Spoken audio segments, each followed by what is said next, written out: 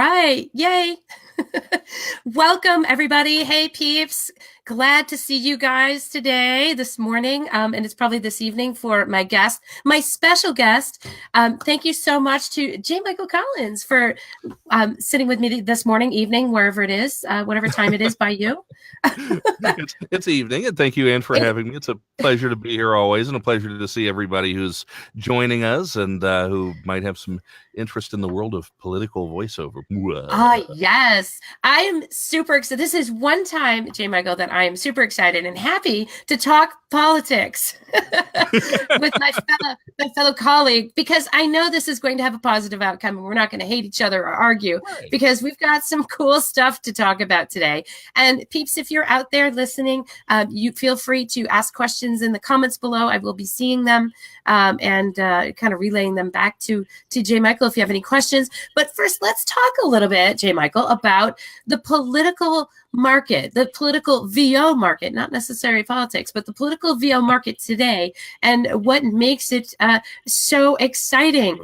Well, what makes it so exciting, unfortunately, is what makes us all miserable, which is the fact that the current political climate is just so vitriolic and cutthroat and competitive. And we've entered now into really a 24/7, 365 political cycle. It's a remarkable time from the perspective of a voice actor and somebody who's involved in political commercials to be in witnessing this moment, because, I've been telling people lately, they're saying, oh, well, the election's almost here and then it's going to die off, right? It's not. I made more money in 2017 than I did in 2016 in political. It was the first time I've ever made more money in an off year than an election year. And 2018's been better than 17. 2019, I suspect, will be better than 2018. With the level of contentiousness that's out there right now, the cycle doesn't stop. And as soon as the candidate ads go away, the issue ads come in, and the calls to action come in, and the call your congressmans come in. And those are they pay just as well, and they're just as abundant as the candidate ads during an actual election season. Of course, you've got a lot of off elections as well that are being more heavily contested than they ever have been. So it's just, it's going, I think we used the number in the promotion there, which is an accurate number. It's about a $10 billion industry. It's insanity. And you want to be a part of that insanity. Absolutely. At least in this respect. So tell everybody who's watching so if somebody doesn't want to be political, right, and they're just not a political by nature, what's the draw for political voiceover? Do you have to pick a side? Do you how does that work? Right. Well, there are a lot of answers to that question. It's if you don't want to be political, if you don't have the stomach for it, maybe this isn't the best thing for you, because you don't have to pick a side, but what you do have to do is you are going to have to go negative. Okay, if you're going to get into political and you think you're just going to do positive spots, I was in the last month, 2 months, 3 months since July, I've been to the States a few times, and I've been talking with some of the biggest political casting directors for commercials in the country. And, one of the things I always ask is, what do you want to hear on a political demo? And they say, we want negative. We want the negative spots, because that's what sells. Now, positive spots sell. There are all kinds of different read styles in political, and that's something when we work together next week that we'll look at. But you do have to be willing to go there, regardless of what party you go there for. Now, do you have to choose a side? Not necessarily. I'm redoing my political demos right now. I've just finished my left political demo. I'm doing a right political demo too. Go. Okay, because I want to be able to. Now, I'm an odd duck. I'm very much independent, and I frankly think they're all criminals, and I'm happy to take money from any of them. I look at it as a tax rebate. There you go. But wherever that's one way to look at it. If you're strongly ideological and you just can't stomach voicing for one side, you can absolutely go in one direction. If you want to do both, you can do both.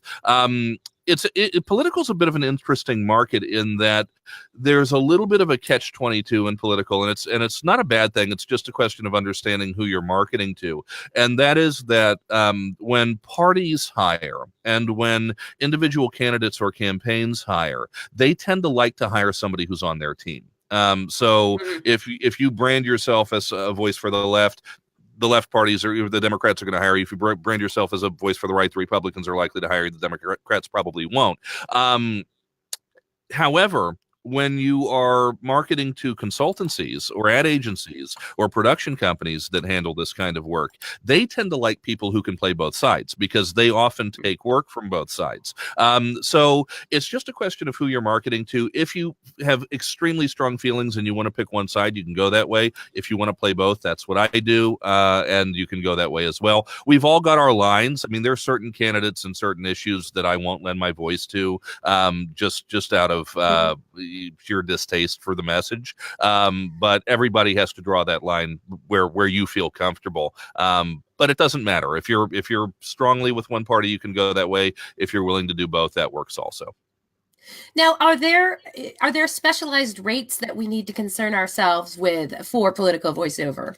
There can be. It's like anything else. It runs the. I mean, political. We do look at commercial rates as being analogous to what we do with political. It runs the gamut. You have some micro races. I'm talking, city council level stuff. They're running TV commercials now. Okay, those aren't going to pay a whole lot, generally speaking, unless you're talking about like New York City Council or LA City Council or something like that. And that's still not going to pay a whole lot, but it's going to pay more than some little town race might. Once you start getting into, congressional candidates and senatorial candidates, gubernatorial candidates, anything on the national or presidential level, sure, you're looking at rates that are analogous with commercial rates. And the cool thing about political is that the messages are changing so often, and there's so many test messages being run. So you might get hired for a campaign and be asked to cut like 6 spots, and they're going to run all 6 of them and test them over a week and see which one gets the best results. You're going to get paid for 6 spots, okay? And they might wind up only just running 1 or 2 for the cycle or for 2 cycles, but you're going to get paid for those 6 spots. And of course, if an issue changes, if something happens in the race, they're going to come back and they want to cut a new message. Sure. If the polling is showing them something else, they're going to have another ad to cut. So I tend to, that's a very long answer to a very short question about rates, but I tend to look at commercial rates as kind of being a bellwether. If it's a spot that's going to play across the country like a national, I'm charging what I would normally charge for a national commercial. If it's something, within a small region or a single state, then I'd be looking at a regional rate. If it's local, then I'm looking at local rates, and usually by the cycle. You know what I'm finding also, though, super interesting, of course, on Facebook, a lot more political ads on Facebook. And so, there's voiceovers that are needed for that, too. So now, again, does this hit like the Wild West of rates in terms of, well, if you're going to run a Facebook ad, political ad, or maybe something on a website or YouTube pre-roll even, I'm starting to see it now, and I can't imagine that it's going to slow down at all. What are your thoughts about that? Just there's a 3-word mantra that I want everybody to repeat over and over and over again, and that is internet is TV. Yeah. That's it. Yeah. Okay. That's all you need to know. And now if I've got a candidate or a campaign and they say, okay, well, that sounds good, but let me show you the marketing statistics, and this is the number of impressions that we're going to get based on Facebook's calculation, and it's 15,000. Okay, well, then I'm not going to charge them like I would for a national spot. But if they're running a campaign that's going to be seen by 2 or 3 or 5 million people, that's a national TV commercial. That's what that is, and that's how it should be charged.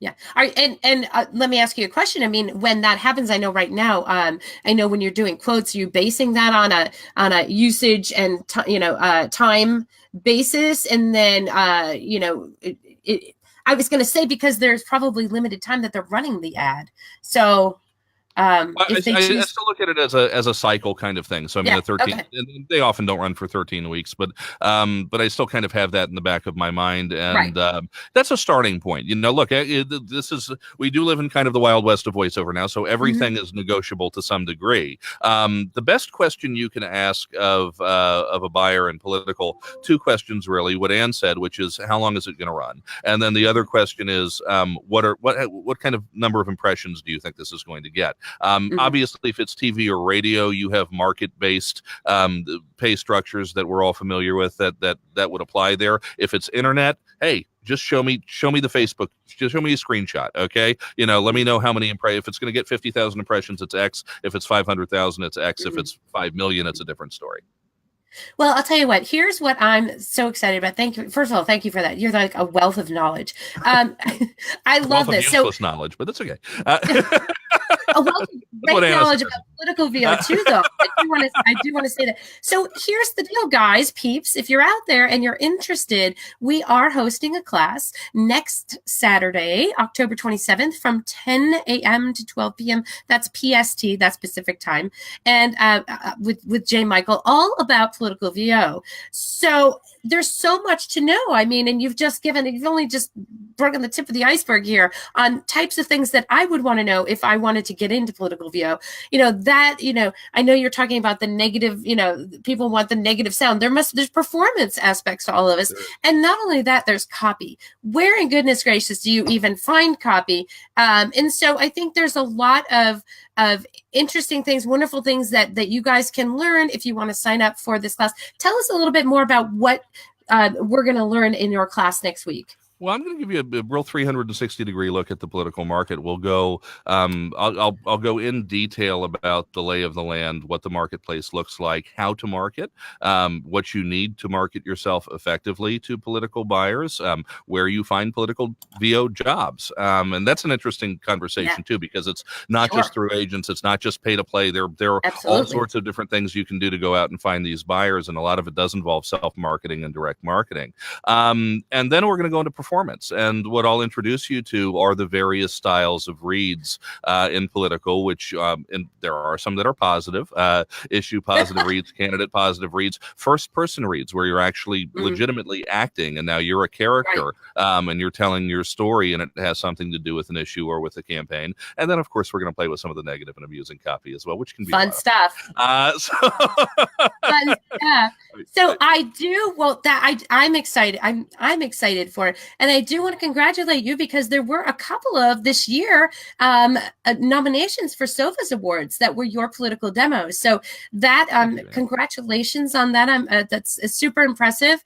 And I think that really shows, guys, the scope and the breadth of this genre in voiceover, as well as your acting chops and what you're going to need in order to really be successful in this industry in voiceover, in political voiceover. And congrats to you too, because I know you had some nominations as well. I did. And Anna's one of my answers when somebody asks me the question, well, okay, J. Michael, we know you produce demos, but who else would you recommend? And Anna's one of the people that is always on that list. Well, thank you so much. Well, again, congrats. I will see you at the Sophos Awards. And absolutely. You guys, peeps, if you're out there and you want to sign up for this class, you go to vopeeps.com. It is next Saturday, the 27th, from 10 to 12. Sign up quickly, guys, because spots are going fast. J. Michael, thank you so much for joining me this morning. Thanks for having me. I'm looking forward to working with everybody. I cannot wait. The road here. I cannot wait. Guys, thanks so much. And we'll see you next week at the workout. Bye-bye. Bye-bye.